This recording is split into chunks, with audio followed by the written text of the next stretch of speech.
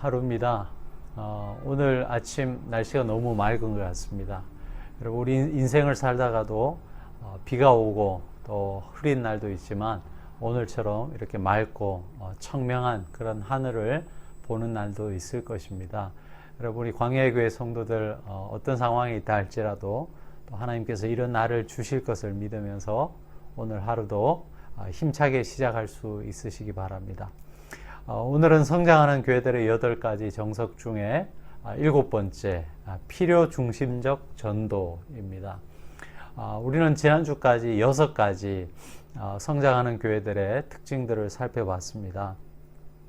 성장하는 교회들을 살펴봤더니 목회자가 시키거나 또 부탁해서 하는 그런 사역이 아니라 성도들 한 분 한 분이 자발적으로 주체가 되어서 섬기고 사역하는 그런 교회더라. 그리고 또 성도들 한 분 한 분이 그 주신 각자의 달란트를 따라서 섬김의 자리에서 정말 기쁨으로 섬기는 그런 교회이더라. 그리고 또 아주 열정적으로 주님을 따르는 그런 교회들이다 하는 것들을 생각해 봤습니다. 또한 조직을 위한 조직이 아니라 사역을 위한 그런 조직이 형성되어서 굉장히 활성화되어 있는 역동성 있는 그런 교회였고요. 또 예배 속에서 영감 있는 예배를 통해서 세상에서 맛보지 못하는 그 기쁨과 희열을 교회 예배를 통하여서 경험하는 그런 교회였습니다. 그리고 전인적 소그룹을 통하여서 성도들 간의 그 끈끈한 사랑의 정을 느끼는 그런 교회였습니다.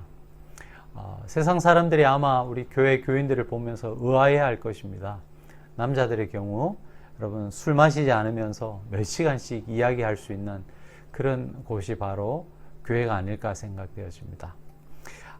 여러분, 우리가 이런 교회를 경험할 때 우리에게 나타나는 반응은 어떤 것이겠습니까? 아마도 그런 교회를 다닌다는 것을 자랑하면서 자부심을 느낄 것입니다. 저는 우리 교회가 그런 교회 되었으면 좋겠는데요.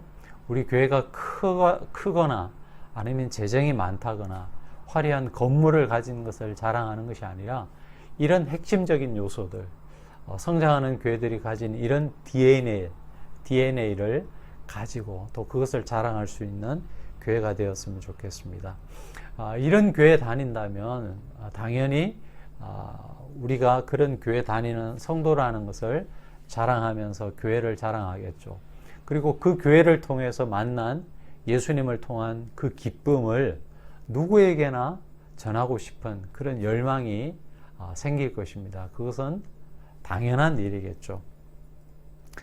대부분의 기독교인들은 복음을 전해야 한다는 이 대명제에 동의할 것입니다. 하지만 어떻게 전하느냐 하는 것이 문제겠죠. 성장하는 교회들을 봤더니 필요 중심적 전도를 하더라는 거예요. 필요 중심적 전도란 초점을 불신자들의 그 당면한 문제에 두어서 그들의 필요를 충족시키는 데 맞춰 전도하는 방법을 말합니다. 근데 생각해 보면 이 방법을 예수님께서 가장 먼저 사용하셨습니다. 예수님은 갈릴리의 어부들을 만나서 나를 따라오라. 내가 사람 낚는 어부가 되리라 말씀해 주셨어요. 아마 그 이야기를 들은 베드로와 그의 친구들은 너무나 와닿았겠죠. 고기를 낚는 사람에서 사람을 낚는 어부가 되게 하리라는 이 예수님의 비전 제시에 그들의 귀를 기울일 수밖에 없었을 것입니다. 삭개오를 만난 예수님은 어떻게 하셨습니까? 그를 만나서 장황한 교리를 설명하거나 그렇지 않고요.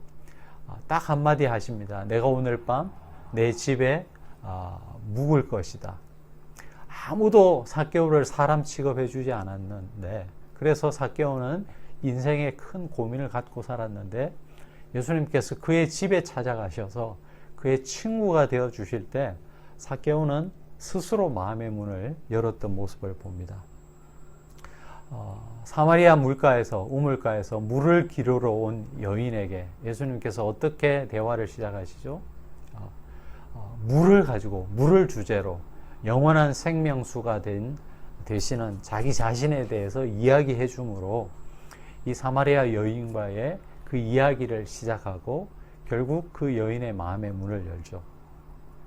이처럼 예수님은 사람들의 필요를 채워주면서 다가갔고 또 그들을 섬겼습니다.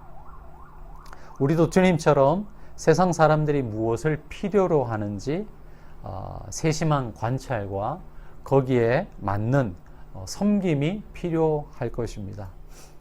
그러려면 여러분 세상 사람들의 귀에 세상 사람들의 말에 귀를 기울여야 할 것입니다.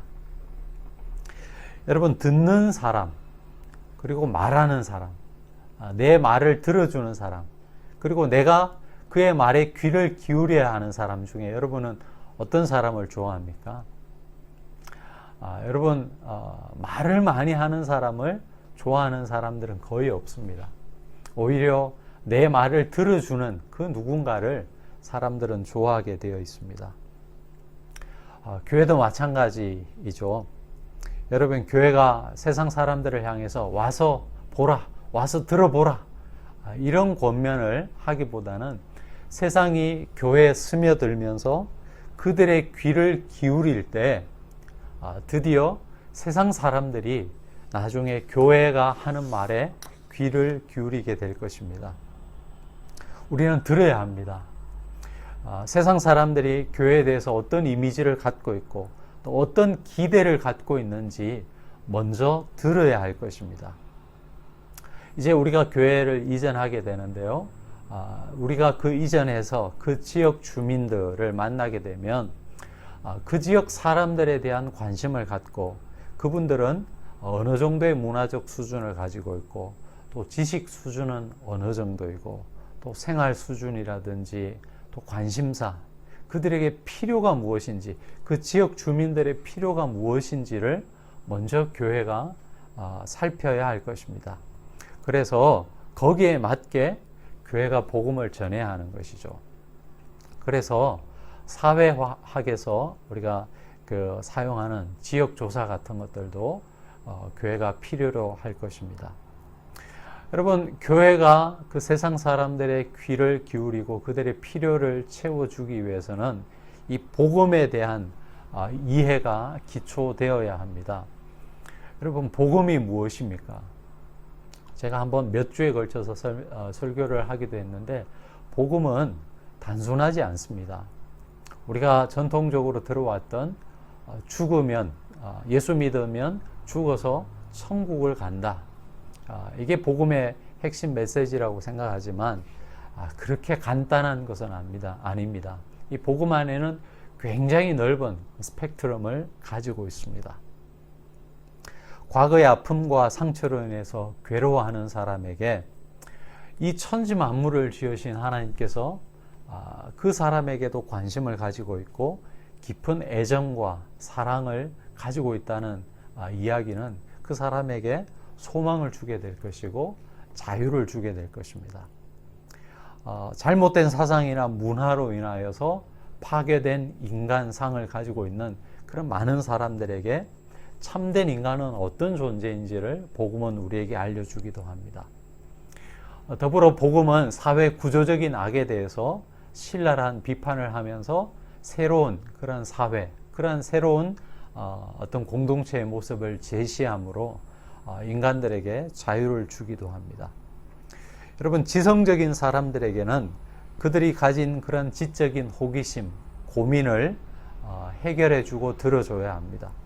그래서 기독교 복음이 결코 비과학적이거나 비이성적이지 않다라는 것을 설명해 줄 때 그런 사람들이 복음의 귀를 기울이게 될 것입니다.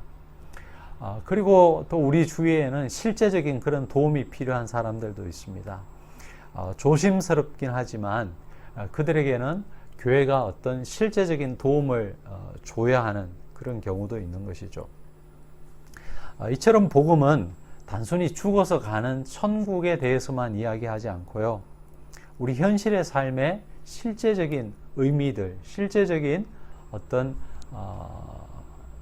소식, 어떤 해결점을 준다라고 할 수 있습니다.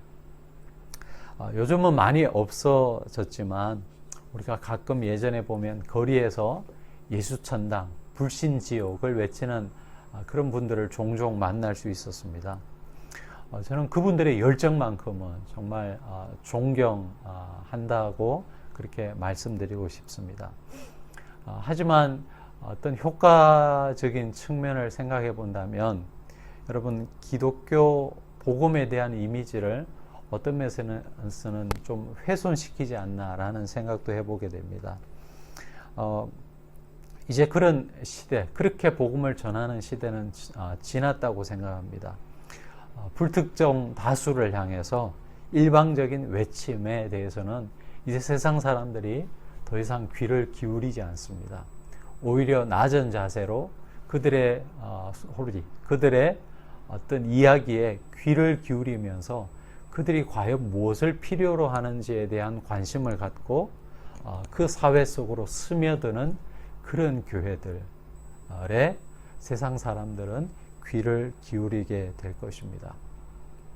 여러분, 세상이 발달하고 또 편리한 세상이 되었음에도 여전히 인간은 근본적인 그런 삶의 의미들에 대한 갈증을 느끼고 살아갈 수밖에 없습니다. 왜냐하면 인간은 하나님의 형상대로 지음받은 사람들이기 때문에 그렇습니다. 겉으로는 그들이 기독교 복음을 반대한다 할지라도 여러분이 복음을 전할 때 세상 사람들은 여러분의 그 이야기에 귀를 기울이게 될 것입니다. 그리고 잃었던 한 영혼이 주님께로 돌아오는 그 모습을 볼 때 여러분 그것만큼 기쁘고 감사한 일은 없을 것입니다. 여러분, 우리 광야의 교회는 때를 얻든지 못 얻든지 이 복음, 우리가 경험한 이 복음을 전할 수 있기를 바랍니다. 다만 사람들이 어느 부분에서 영혼의 갈증을 느끼는지 여러분 잘 살피고 전해야 하는 것이죠. 그때 세상은 저와 여러분이 전하는 그 예수님께 귀를 기울이게 되고 또 그분들 중에 어떤 분들은 또 주님께로 돌아오는 이런 역사들이 일어나게 될 것입니다. 이런 새로운 생명의 탄생이 끊이지 않는 우리 광야의 교회가 될 수 있기를 바랍니다. 이런 교회를 여러분과 함께 만들어 갔으면 좋겠습니다. 감사합니다.